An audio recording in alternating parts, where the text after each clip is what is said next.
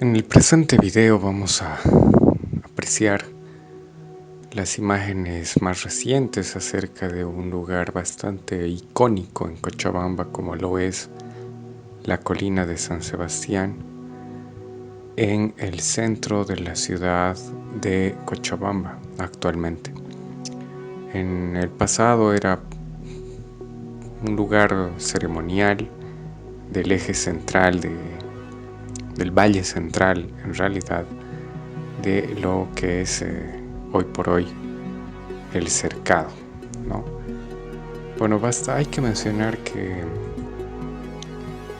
al ser un lugar icónico, lo que más se recuerda hoy en día son los hechos o sucesos republicanos, como fue la Revolución de Mayo de 1810, en donde se considera como un pilar fundamental la participación de las mujeres heroínas de la coronilla.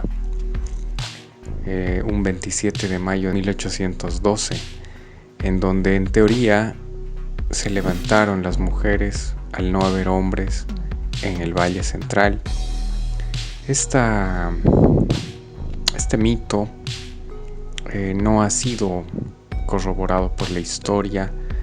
Tan solo se tiene un informe de un soldado porteño apellidado Turpín, que desde Colcapirgua, estando desfalleciente, herido, y solamente con algunos comentarios orales o fuentes exageradas quizás de algunos personajes anónimos, el soldado Turpín escribe una carta al comandante de su compañía informando acerca de las valerosas mujeres que habrían salido un 27 de mayo de 1812 a defender la población mestizo criolla del Valle Central de Cochabamba, que luchaba encabezada por Esteban Arce, uno de los caudillos más importantes del Valle, y Francisco de Rivero,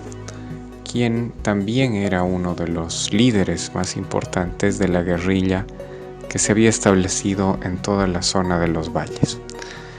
Ese día también se encontraba Mariano Antezana, quien era responsable del corregimiento Intendencia de Cochabamba, y que en teoría habría ayudado o se habría puesto del lado de las mujeres y muerto justamente por ese tema una vez llegadas las tropas realistas al mando del general Goyeneche. Entonces estos sucesos se han sobrepuesto sobre los anteriores, ¿no? Y los anteriores nos muestran, por ejemplo, una serie de hechos y sucesos precolombinos de los que poco conocemos. Y entre ellos está la historia de la Huarpuquina de la colina de San Sebastián, ¿no? Que bajo la hipótesis altiplanocentrista vendría a llamarse esta colina Jaya Uma. Bueno, algunos relatos orales de mi abuela que estudió en los años 30 en Cochabamba, relata que cuando iban a la coronilla, iban por lo general a excursionar, a observar y a revisar algunos vestigios históricos que todavía existían en la colina. Entre este relato, ella muy niña cuenta que observó una especie de chulpas, ¿no? Pequeños montículos de adobe en donde habían huesos, habían restos humanos. Eso en la parte suroeste de toda la colina, lo que colinda actualmente con el cementerio general. Luego hay una descripción también importante de ropa, de tejida, tejidos, podríamos decir, andinos, que estaban tirados y esparcidos en gran parte de esta zona de la colina. Podemos sospechar, bajo la hipótesis de que el ajuar fue encontrado ahí también, el ajuar Puquina, que estas chulpas eran precoloniales. Según el relato de la maestra de mi abuela, decía que eran los restos de las mujeres que habían combatido en la Coronilla en contra de los realistas españoles y que tenía que ver más con una resistencia por la lucha de la independencia de Bolivia. Creemos que esta afirmación a estas alturas del siglo XXI son exageraciones, ya que si consideramos que el ajuar Puquina era también un nicho, era también una chulpa, estas habrían sido mucho más antiguas, ¿no? Estos restos. Hoy en día básicamente no queda absolutamente nada visible de este tipo de cosas. Y considerando la proximidad del relato de mi abuela, estamos hablando de los años 30, fines de los años 30, inicios de los años 40, estaríamos hablando de un pequeño cementerio tehuanacota enclavado en la colina de San Sebastián, en donde más o menos 20 años antes o 25 años antes habría sido encontrado este tesoro, llamado tesoro así por el Museo de Metales Preciosos Precolombinos de La Paz, este tesoro de San Sebastián. ¿Cuál es la historia que se tiene acerca del ajuar Puquina? Uno de los relatos nos dice que este había sido hallado fortuitamente por un geólogo llamado Federico Améztegui. Este señor habría estado realizando algunas observaciones por el año de 1916 y fue allí donde encontró básicamente el ajuar funerario que es comparable al señor de Zipán en el Perú. Este hallazgo tiene que ver con unas excavaciones que habían hecho años antes para erigir al primer monumento que ustedes pueden ver en el video, que hace homenaje a estas mujeres que habrían participado 100 años antes en las luchas por la independencia de Bolivia. 1910 se yergue este monumento en la parte alta sur de la colina y se rinde el homenaje a estas mujeres, a estos guerreros que habrían participado por la independencia boliviana y que muy cerca del lugar, prácticamente a algunos pasos de ahí, estaba intacto este nicho que fue exhumado por Federico Améztegui en 1916.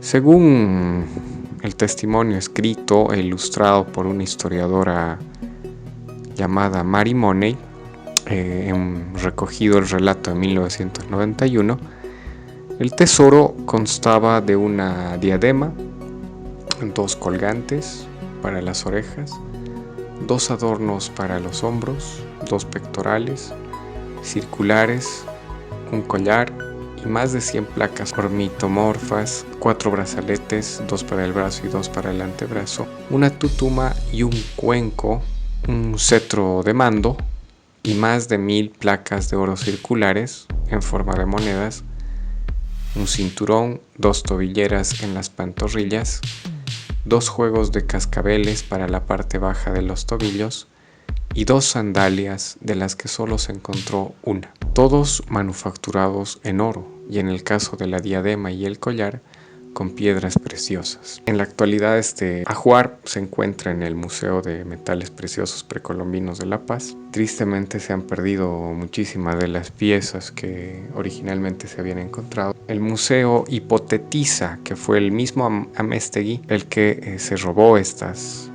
piezas. No se sabe el paradero o dónde pudo haber llegado. Entre estas pérdidas se encuentra, por ejemplo, varias placas ornitomorfas y circulares, 2 brazaletes, el bastón, podríamos decir, el bastón de mando, el cinturón, las tobilleras, las sandalias, que, bueno, como dijimos, muy probablemente han sido robadas y no entregadas por Améztegui. Ahora bien, ¿quién era este monarca Tiahuanacotta? Según algunos estudios arqueológicos, podría haber sido parte de la élite Tiahuanacotta, que establecía obviamente algunos lazos y algunas conexiones con el Valle Central de Cochabamba, que poco ha sido estudiado el caso y el asunto de cuál era la relación real de este señor en Cochabamba, ¿no? Algunos trabajos, por ejemplo, de arqueólogos como Karen Anderson, en su estudio que titula La expansión tiahuanaco en Cochabamba, resultados de excavaciones recientes en el Valle Central, plantea que Cochabamba fue un lugar muy importante para el desarrollo de Tiahuanaco, para la expansión de Tiahuanaco. No cabe duda, dice, que el impacto que Tiahuanaco tuvo en Cochabamba debe ser considerado como importancia y relevancia, puesto que se encontró en las excavaciones material de estilo Tiahuanacu hallado en la región y que tiene 2 etapas, ¿no? Dice, una de las hipótesis plantea que pueden ser inferencias sociales, ¿no? Es decir, que podrían haber habido alguna interacción entre las regiones de altura, el altiplano, donde está ubicada la sede principal de Tiahuanacu, y las regiones de valle, ¿no? Entonces, uno de las hipótesis dice pudo haber habido control directo de Tiahuanaco, es decir, una expansión militar. Por otro lado, una colonización completa, es decir, una expulsión de los pobladores locales que fueron sustituidos por pobladores del altiplano. Otra hipótesis es el modelo de dominación tiahuanacota pudo haber sido el control indirecto, es decir, un modelo tributario. Otra de las hipótesis plantea relaciones de intercambio o simples alianzas étnicas con los pobladores locales. Otra hipótesis podría revelar que haya sido Cochabamba un enclave para una colonización independiente. Y una última plantea la difusión de la religión iconográfica de Tiahuanacu, impactando en la vida local de los pobladores del valle. ¿No? Cochabamba, dice, es importante geográfica y económicamente porque se encuentra ubicada al este de los Andes, aproximadamente 300 y 400 kilómetros al suroeste del centro más importante de Tiahuanaco. El área está constituida por una serie de valles, encontrándose los más grandes al oeste con alturas de hasta 2.800 metros sobre el nivel del mar y los más pequeños al este con 2.000 metros sobre el nivel del mar. Los valles de Cochabamba tienen una importancia por 2 razones principales. La primera es que son los valles más grandes y apropiados para la agricultura al suroeste de Tiahuanaco, con una altura media, un clima templado, lluvias moderadas, que hacen de esta región ideal para la producción de maíz y otros cultivos mesotérmicos. Un segundo elemento es que los valles de Cochabamba están situados sobre importantes rutas de transporte entre la zona tropical y el altiplano. De estos valles, el más grande y productivo sería el Valle Central. Una cronología divide la historia del valle en 4 etapas, ¿no? El primero sería el periodo formativo, que se desarrollaría entre el 1100 a.C. y el 600 después de Cristo. Este está subdividido en fase temprana, media y tardía, con horizontes medios que ubican el año 600 a.C. hasta el 1100 después de Cristo, dividiendo una fase temprana denominada Illataco y una fase tardía denominada Piñami, y un intermedio tardío que vendría a ser desde el año 1100 a.C. hasta el 1450 después de Cristo, y por último el horizonte tardío, que sería desde el año 1450 al 1550. Hay también que mencionar otros sitios arqueológicos importantes en el Valle Central, ¿no? Que son de estructuras funerarias sobre todo, ¿no? Y plantea, por ejemplo, que la mayoría de estos sitios prehistóricos del Valle Central son montículos artificiales que pueden alcanzar hasta 10 hectáreas de superficie y hasta 8 metros de altura. Más de 40 montículos fueron identificados en la zona de Colcapirua. Actualmente solo existe uno. Por lo visto, dice, la mayor parte de estos sitios fueron habitados por periodos extensos de tiempo, desde el periodo formativo hasta el horizonte tardío y más allá. Estos montículos fueron sin duda los asentamientos preferidos de los llanos por miles de años. Esto también nos muestra una suerte de que Cochabamba fue un cementerio, ¿no? Quizás porque existían bastantes lagunas y estos montículos justamente evitaban que los entierros puedan humedecerse o podrirse, ¿no? Entonces, de alguna manera fueron y sirvieron como nichos.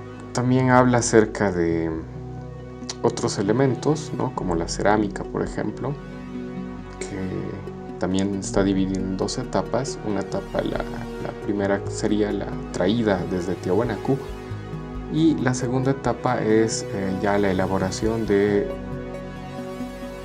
artesanía y cerámica local, hecho por locales en algunos sitios específicos de Cochabamba. Hay otros elementos más que se consideran, ¿no? Aparte de la cerámica, ¿no? Como por ejemplo los patrones mortuorios, ¿no? Como se ha dicho antes, la zona de Piñami, hoy todavía conocida así, han sido excavados varios entierros, ¿no? Según Anderson, 18 entierros adicionales que provendrían del horizonte medio, ¿no? En estos entierros se pudo determinar la posición en la que eran enterrados los cuerpos. Los adultos eran enterrados, por ejemplo, en posición flexionada y recostadas sobre un lado, o sentados también en posición flexionada. En algunos casos se pudo encontrar también deformación craneal, con la que utilizaban varias técnicas que incluyen la frontal tabular y la bilobal, que sugiere una variación étnica o la presencia de personas extranjeras en el sitio. También hay ofrendas, ¿no? En todas estas zonas, con una gran cantidad considerable para la zona. En algunas de las tumbas, por ejemplo, no se poseían ningunas, pero en otras bastantes, hasta 15 vasijas por tumba. En la mayoría de los casos, por lo general, existían de 3 a 5. Eran vasijas utilitarias, una de queru o un puku. Una de las tumbas, por ejemplo, dice, contenía un incensario de Tiahuanacu en forma de llama. Algunos arqueólogos mencionan que estos hallazgos son muy importantes para poder determinar el origen, como lo fue, por ejemplo, en este personaje que tenía una llama, ¿no? Probablemente originario del altiplano. Algunas tumbas tenían partes también de llama con otras ofrendas, ¿no? Con fetos. Por ejemplo, en un caso, el cráneo de una llama y sus patas fueron colocadas alrededor de un cuerpo. También los textiles representan elementos importantes sobre la cultura o el grupo étnico al que pertenecían los cuerpos enterrados en esta zona. Y bueno, algunas características de la arquitectura, por ejemplo, era que se encontraron niveles, ¿no? Se estima desde el periodo Horizonte Medio hasta el tardío. Una de las más antiguas, excavada, fue remoldeada varias veces, es decir, reparada varias veces. Es una estructura bastante grande, en forma piramidal, con paredes rectas que se extienden fuera de los límites del pozo, y también posee múltiples fases de ocupación. Se evidencian también habitaciones contiguas en la construcción que posiblemente formaban un complejo. Existía un alineamiento de la pared, encontrándose de 10 a 20 grados al este del norte. Y la característica más importante de la construcción era el tapial, ¿no? Capas de barro, que fue el método de construcción más extendido. Se piensa que fueron edificios domésticos porque los restos de basura, ceniza y herramientas cotidianas también fueron encontradas en el lugar. Bueno, sin embargo, dice esta autora, también asociados a esta edificación se encuentran varios grandes fogones utilizados en forma repetida y construidos con una utilización de variedad de técnicas. Un análisis preliminar de este material reveló, por ejemplo, algunos alimentos, ¿no? Y también el tamaño y el número de fogones sugiere también que tenían algunos usos especiales, ¿no? Quizás incineración de algunos cuerpos, o tal vez para preparar alimentos para grupos grandes que estaban de tránsito o por lo general soldados. Con todo, ¿no? Se advierte, por ejemplo, dice Anderson, que en la fase Piñami, Tiahuanaco ejerció una fuerte influencia en Cochabamba. Estos grupos locales, ¿no? Enviados desde Tiahuanaco parecen haber influido en las poblaciones locales y estas adoptado completamente indicadores de Tiahuanaco, ¿no? Indicadores sociales, culturales de Tiahuanaco, por la evidencia material, incluyendo incluso, dice, el estilo y la tecnología cerámica, los cánones arquitectónicos y de entierro, y por lo que sabemos, dice Anderson, la ocupación en Piñami fue mucho más intensa durante este periodo. La estructura que encontramos es compleja y las edificaciones son reutilizadas y remodeladas intensivamente. El cambio en las relaciones con Cochabamba refleja una posterior evidencia también, ¿no? Que se complementa con Tiahuanaco. Algunos arqueólogos han reportado que existe un cambio en el contexto material y en la cultura material importado desde Cochabamba que se encuentra en Tiahuanaco. Entre las fases, por ejemplo, 4, en la fase quinta, en donde, por ejemplo, el material cochabambino es hallado mayormente en contextos domésticos y agrícolas, aunque no en todos, lo cual implica una relación permanente de intercambio e independiente con la sede, con la base, ¿no? Es decir, con ciertos linajes y agrupaciones Ayllu que tenían un contacto directo con Cochabamba y estos con otros grupos. Durante la fase quinta, sin embargo, materiales de Cochabamba comenzaron a ser hallados en contextos de la élite más que en contextos domésticos, lo que sugieren algunos arqueólogos el incremento del control de las élites sobre el acceso a tierras y bienes de Cochabamba.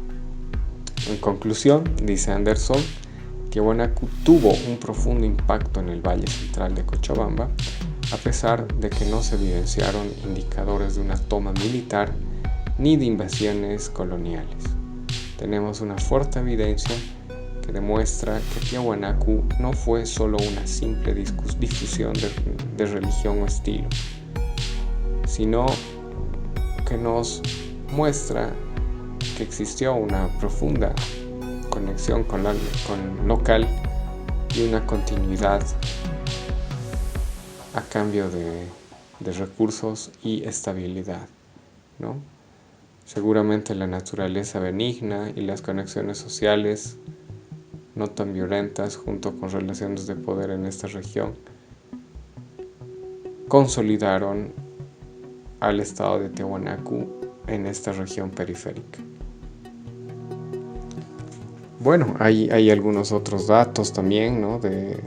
Como la de esta señora investigadora, arqueóloga, y que muestran que Cochabamba fue un espacio de colonización tiahuanacota, donde llegaron no solamente grupos de trabajadores agrarios, sino también la élite, un grupo de la élite para poder ordenar, organizar y dirigir todos los proyectos que tenían, sobre todo para la producción agrícola, ¿no? No se sabe si existía un control directo o si era un pacto más bien con los grupos locales, ¿no?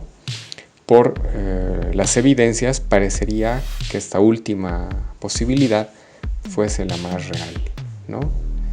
Entonces la arquitectura y la cerámica son cultura material que nos evidencia que el ajuar tiahuanacota enterrado en San Sebastián fue de uno de estos líderes, de uno de estos gobernadores que tuvo Cochabamba en la era precolombina.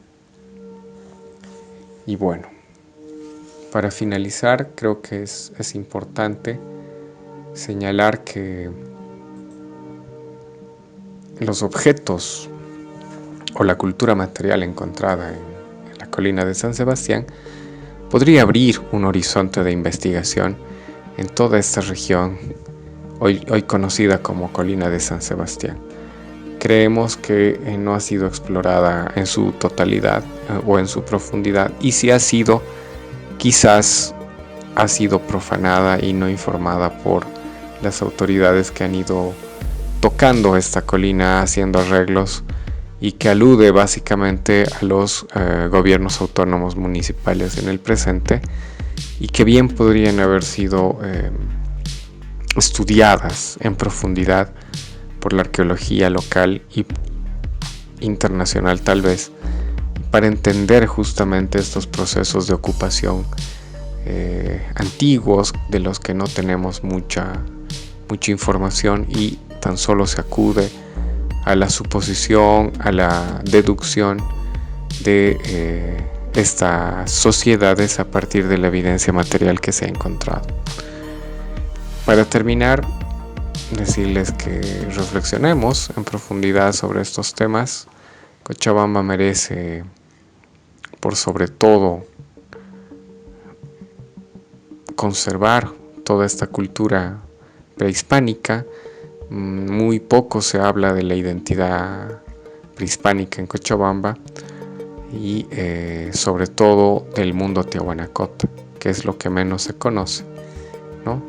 Entonces es importante por todo ello que podamos reflexionar todos los bolivianos y entender justamente esta historia, ¿no? Que también nos alude, que también nos conecta con un pasado grandioso, un pasado glorioso, que tiene como principales actores a grupos puquinas en el centro del poder de Cochabamba, como lo fue la colina de San Sebastián en el antiguo pasado prehispánico.